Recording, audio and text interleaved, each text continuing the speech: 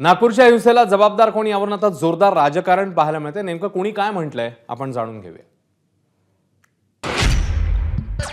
अबू आझमीनीच याची सुरुवात केली।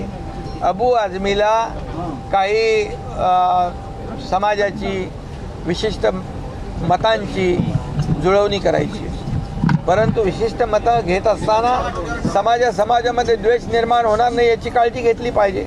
आणि म्हणून अबू आझमी याला देखील त्याच्यावर गुन्हे दाखल करा म्हणून मागणी केली, त्याला निलंबित करा म्हणून आम्ही निलंबित त्याला केलं सदस्यांनी मागणी केल्यानंतर।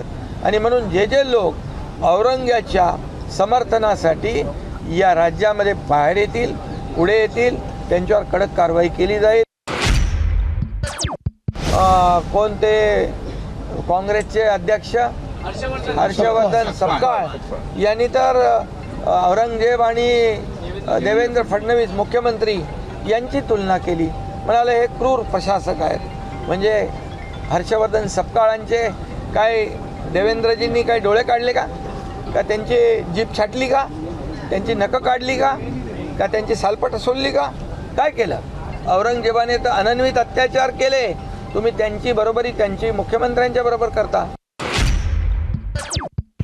स्वातंत्र्य ह्या देशाला मिळाल्यानंतर जर आपण मागं वळून पाहिलं, जेव्हा काँग्रेसची राजवट होती त्यावेळेस दंगली भरपूर व्हायच्या आणि त्या मानाने त्याला मोठ्या प्रमाणावरती आळा घालण्यात आलेला आहे।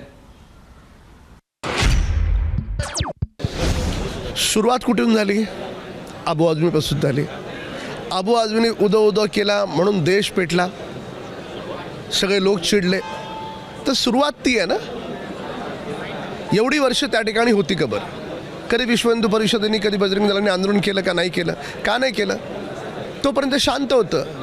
पण तुम्ही आमच्या राजांना हलाहल करून मारणाऱ्याचा तुम्ही उदो कराल, तेही महाराष्ट्राच्या मातीत कराल, तर ते कसं खपवून घेतलं जाईल? जी काही दोन समाजामध्ये वितुष्ट निर्माण व्हावं अशा प्रकारची वक्तव्य केली जातात आणि ही वक्तव्य करत असताना या वक्तव्यातून काहीतरी या महाराष्ट्रामध्ये अशांतता निर्माण व्हावी असा प्रयत्न हा सत्ताधारी पक्षाकडूनच होताना दिसतोय। आणि म्हणून कालच्या या दंगलीचा, कालच्या झालेल्या प्रकाराचा निषेध करत असताना हे सगळं सरकार निर्मित आहे का, हे सगळं सरकारकडूनच होतंय का, अशा प्रकारची शंका याला पुरेपूर जागा आहे। आपल्याला माहित आहे की सरकारमधलेच काही मंत्री, तसे नितेश राणेसारखे, सातत्याने वक्तव्य करून समाजामध्ये द्वेष निर्माण करण्याचं काम करतायत आणि याच्यामुळे अशा प्रकारचं वातावरण होतं, अशा प्रकारच्या घटना होतात। त्याच्यामुळे राज्य शासनाने त्यांचे जे मंत्री आहेत ते द्वेष पसरवण्याचं काम किंवा समाजामध्ये मतभिन्नता निर्माण करण्याचं काम करतात, त्यांनी समज दिली पाहिजे। आणि अशा पद्धतीचं जर वक्तव्य करून चांगलं जे वातावरण महाराष्ट्रामध्ये आहे त्याला खराब करण्याचं काम त्यांनी केलं नाही पाहिजे। अशा पद्धतीचं माननीय मुख्यमंत्र्यांनी या सर्वांना खडसावलं पाहिजे। माझं स्पष्ट मत आहे की याला राज्य सरकार जबाबदार आहे। नागपूरचे मुख्यमंत्री आहेत, राज्याचे गृहमंत्री नागपूरचे आहेत।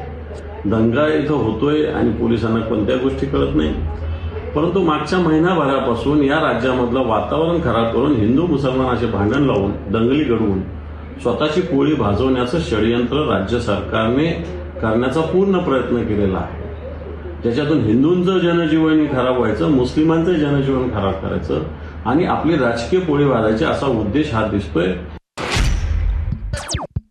आज नागपूरमध्ये जे घडलं ते कुणाच्यामुळे, कसे विधान झालेत, त्याच्यामुळे झाले सर्वांना माहीत आहे। तर मी मीडिया, नेते सर्वांना विनंती करतोय की महाराष्ट्रामध्ये शांतता राखणं हे गरजेचं आहे।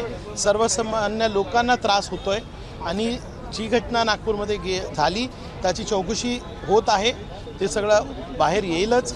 आज मी आपल्या माध्यमातून सर्वांना हात जोडून विनंती करतोय की कृपया करून शांतता ठेवा, भाईचारा ठेवा। एबीपी माझा, उघडा डोळे बघा नीट।